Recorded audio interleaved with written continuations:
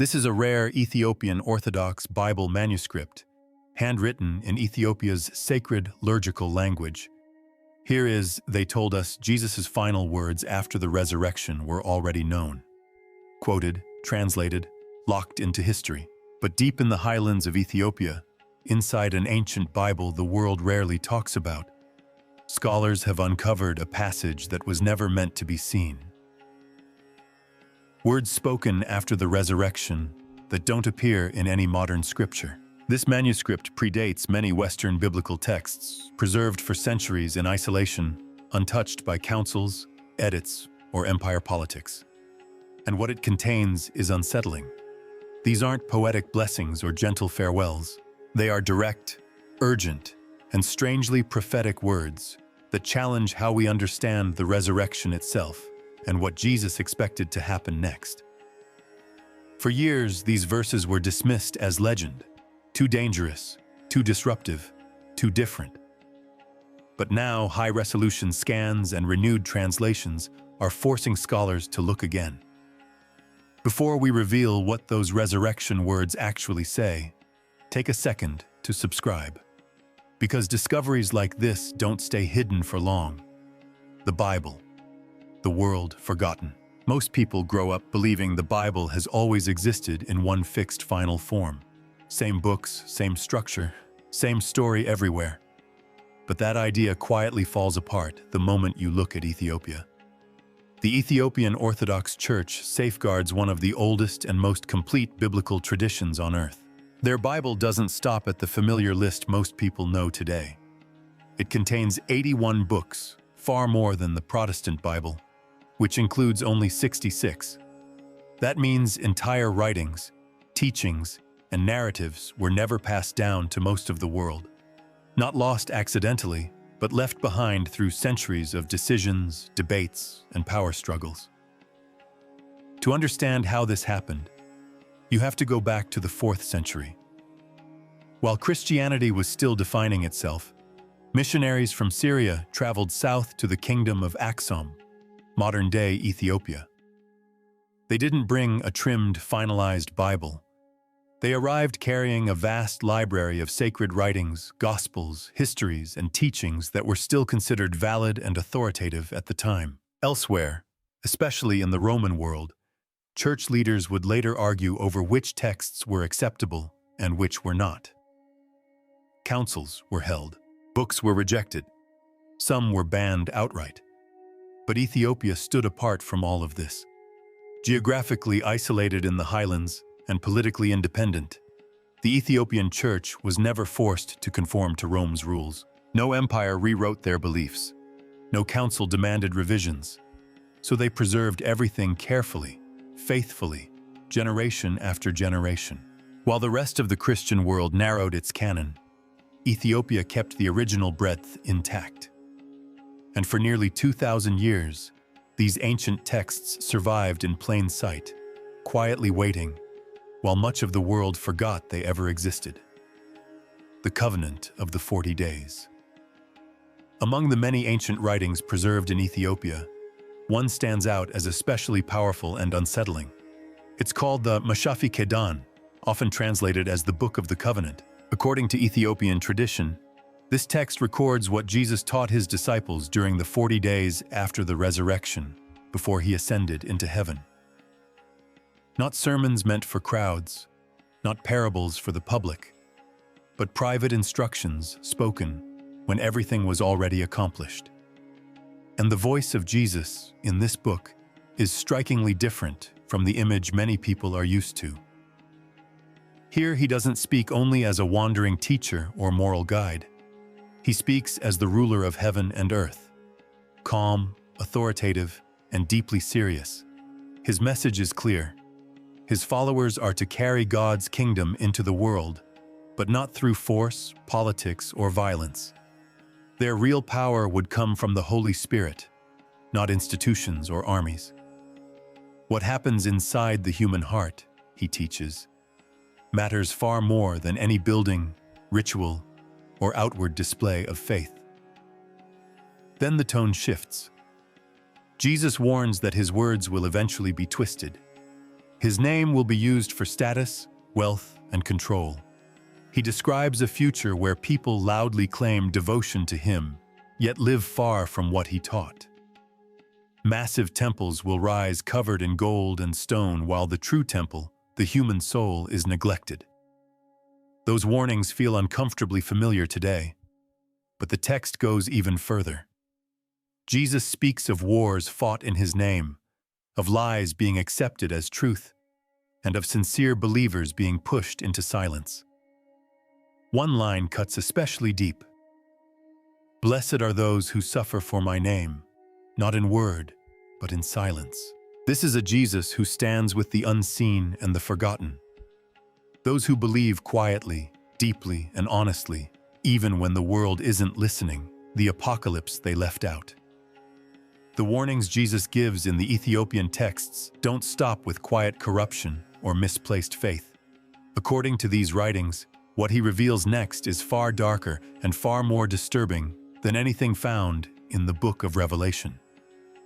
The Ethiopian Bible preserves several apocalyptic visions that were later pushed aside by the wider church. One of the most striking is the Apocalypse of Peter. While small fragments of this book survived elsewhere, Ethiopia holds one of the most complete versions known, and its content is not symbolic in a comforting way. It's graphic, personal, and hard to forget. In this text, Jesus takes Peter after the resurrection to a high mountain and shows him two visions. First, the future glory of those who remain faithful.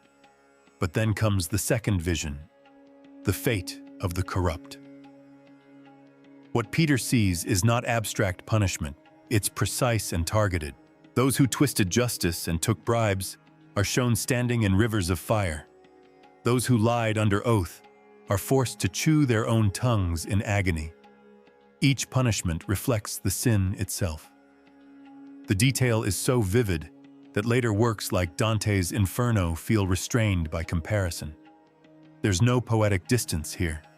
The message is immediate and unsettling.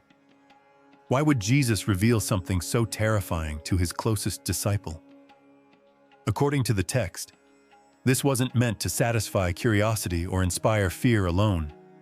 It was a warning, a final unfiltered look at the consequences of greed, hypocrisy, and corrupted faith, and a reminder of what was truly at stake if his teachings were ignored. A prophecy about the future of faith. Beyond warnings and visions of judgment, the Ethiopian texts move into something even more unexpected. A prophecy about where faith itself is headed. And it doesn't point toward powerful institutions, famous leaders, or grand religious centers.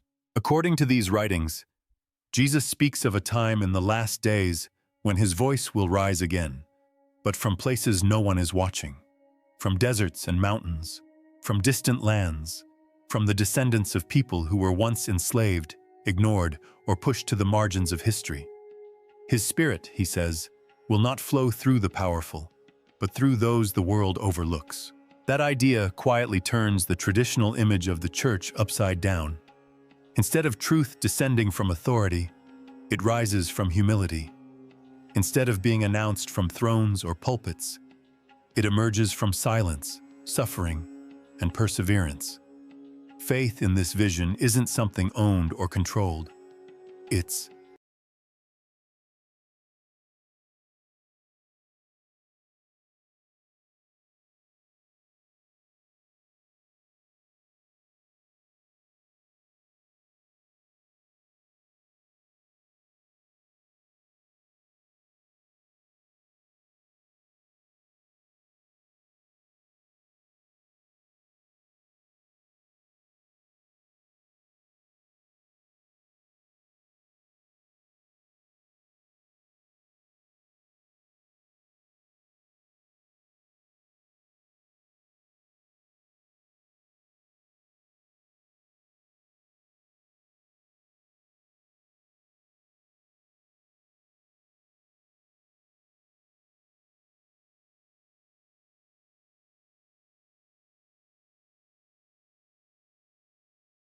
something carried. The Ethiopian writings also expand on Jesus' teachings about the unseen world. He speaks of angels and darker spiritual forces not as distant myths, but as real influences moving through human life. Because of that, he urges his followers to pray in a deeper way, not just with words spoken aloud, but with the whole self, mind, body, and spirit aligned. One passage puts it simply and powerfully. Let your body become a living prayer. Another adds, let your silence speak louder than sermons. In this vision of the future, faith isn't loud, it isn't performative, it doesn't seek approval. It survives in quiet places, carried by people who live what they believe long before anyone else notices. Why did the Western Church reject these writings? So the obvious question is this: if these writings were known in the early centuries, why didn't they become part of the Bible the Western world inherited? According to Ethiopian tradition, the answer isn't theological, it's practical and uncomfortable. The first reason is control. As Christianity spread across the Roman Empire, church leaders faced a massive challenge: unifying belief across vast regions and cultures. A shorter, standardized Bible was easier to manage, teach, and defend. Texts that were complex, layered, or open to personal interpretation made that task harder. So Rome narrowed the canon, choosing clarity and authority over spiritual breadth. The second reason was mysticism. Many Ethiopian texts are filled with intense visions, angelic encounters, spiritual hierarchies, and unseen battles taking place beyond the physical world. To Western leaders focused on structure and order, this material felt unpredictable. Mystical experiences can't be regulated. They invite personal encounters with God, and that made them risky. But the deepest reason may have been fear. These writings encourage believers to seek God directly. They describe Jesus remaining on earth for 40 days after the resurrection, revealing what they call the heavenly scrolls. In them, he teaches that every thought matters, that each one builds either a ladder toward light or a path toward darkness. There's no middle ground, no spiritual outsourcing. Even more unsettling, Jesus warns that his words will be altered, his image reshaped, and his name turned into a tool for influence and profit. When you look at how often his name is used today to justify power, wealth, and control, those warnings feel disturbingly precise, and they raise a haunting question. Were these texts rejected because they were false or because they were too revealing? Waking up from the dream. The Ethiopian Bible doesn't stop at prophecy or judgment. Some of its most striking texts go even deeper, straight into the nature of life, consciousness, and reality itself. And what they describe feels less like traditional religion and more like a wake-up call. According to these writings, after the resurrection, Jesus shared teachings that were never written into the familiar Gospels. These weren't lessons for crowds or parables meant to be easily remembered. They were quiet explanations about what it actually means to be alive. Jesus teaches that death is not the end of existence at all. The body, he says, is temporary, like clothing that eventually wears out. When it falls away, the spirit doesn't vanish. It returns home. What people should truly fear, Jesus explains, isn't dying but living without spirit. He describes a condition far worse than physical death, a life where the heart still beats, the body still moves, but the inner light is gone. A person can walk, speak, work, and smile, yet be completely empty inside. He calls this the death that walks. Then the teachings move into even more unsettling territory. Some Ethiopian texts describe a universe that is not as simple as it appears. They speak of two creators. One is the true source of light, the eternal Father.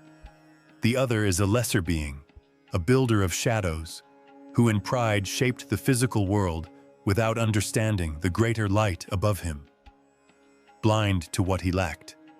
This being declared himself the only God. Because of this, the world became divided, beautiful yet broken, filled with truth yet flooded with lies. Light and darkness intertwined so tightly that most people mistake the illusion for reality.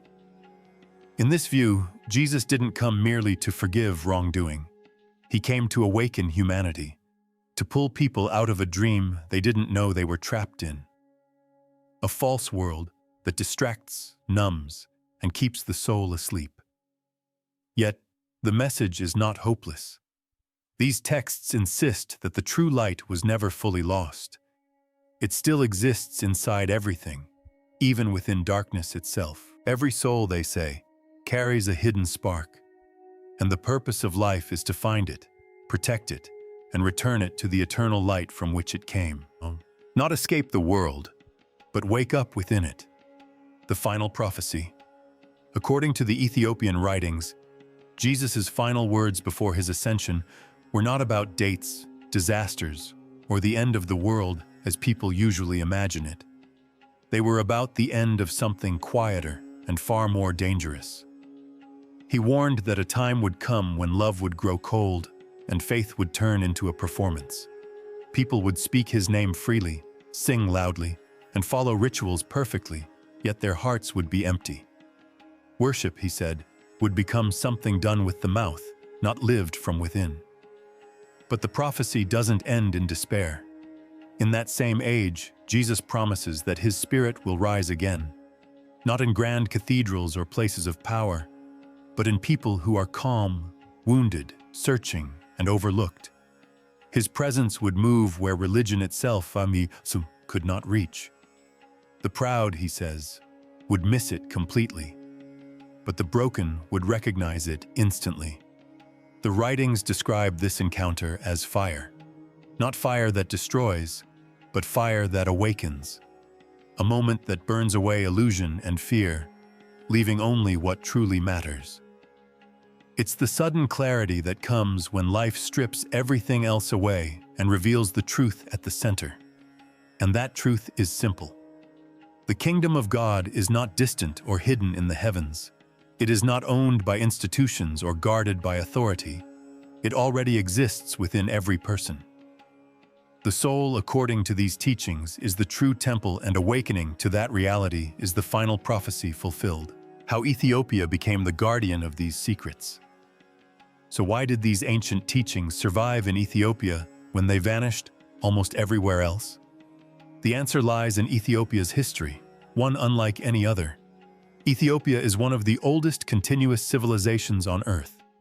While empires collapsed and borders were redrawn across Africa and Europe, Ethiopia remained largely untouched. It was never colonized, never culturally erased, and never forced to rewrite its past to please a conquering power. Because of that, its language, traditions, and beliefs survived intact, while others were overwritten or lost. For many Ethiopians, their spiritual story goes all the way back to the Bible itself. Tradition traces their ancestry to Ham, one of Noah's sons. But the connection doesn't stop there. Ethiopia's national epic, the Kaban Nagast, tells the story of the Queen of Sheba, believed in Ethiopian tradition to be their own queen. Her visit to King Solomon, the text says, resulted in a son named Menelik I when Menelik returned home to Ethiopia. The story claims he brought with him the Ark of the Covenant. To this day, millions of Ethiopians believe the Ark containing the original 10 Commandments is still in Ethiopia, guarded within a small chapel in Aksum. Whether taken as history or sacred tradition, this belief shaped how deeply rooted biblical faith became in the land. Long before Christianity reached Europe, Ethiopia already worshipped the God of Israel. Historical records confirm Christianity was established there by the 4th century, and travelers by the 6th century described Ethiopia as a fully Christian nation. Now imagine a version of Christianity that never went through centuries of edits. While Rome and Constantinople debated doctrine and removed texts, Ethiopia remained isolated, unpressured, unchanged. So they kept everything, and in doing so, they became the guardians of a faith the rest of the world slowly forgot. The books the world lost. The Ethiopian Bible is unlike any other Bible in the world, not just in size but in the secrets it preserves. While most Bibles today contain 66 or so books, The Ethiopian collection includes ancient texts that were deliberately excluded elsewhere. Texts that were considered too strange, too dangerous, or too challenging for the Western Church to accept. Among the most famous are the Book of Enoch and the Book of Jubilees, books that many have never even heard of yet, which shaped early Christian thought in profound ways. The Book of Enoch is particularly striking. It tells of the Watchers, a group of angels who defied heaven, descended to earth, and took human wives. From these unions came the Nephilim, a race of giants whose existence threatened humanity itself. But the story doesn't stop there. Enoch describes a cosmic battle in heaven, the origin of demons, and the restless spirits of the fallen giants wandering the earth. These are not allegories or simple myths. They are detailed accounts of spiritual chaos, warnings, and cosmic justice as understood by early believers. Interestingly, the early Western Church knew this book. They referenced it, taught from it, and considered it authoritative. But over time, its dramatic, terrifying narratives, giants, fallen angels, wars in heaven, were deemed too dangerous, too disorderly, too difficult to manage. Rome effectively banned it, leaving the story to vanish from nearly every other Christian tradition. Ethiopia, however, kept it intact. Another reason these texts survived is language. The Ethiopian Bible is written in Ge'ez, an ancient language almost nobody outside the Ethiopian Church understands today. Combine that with Ethiopia's geographical isolation, high mountains, political independence, and centuries untouched by conquest, and you have a literal time capsule of early Christianity. For nearly 2,000 years, these texts have remained hidden in plain sight, untouched, unedited, and unbroken. The real question these writings pose is staggering. Did the Ethiopian Church preserve the true, unfiltered words of Jesus after the resurrection? Or are these texts simply enigmatic fragments that history left behind? What we do know is this: the words exist, the warnings are explicit, and the visions are profound.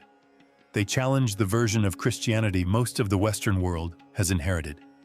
The messages are there waiting, and the final question is not whether they are true, but whether we are ready to hear.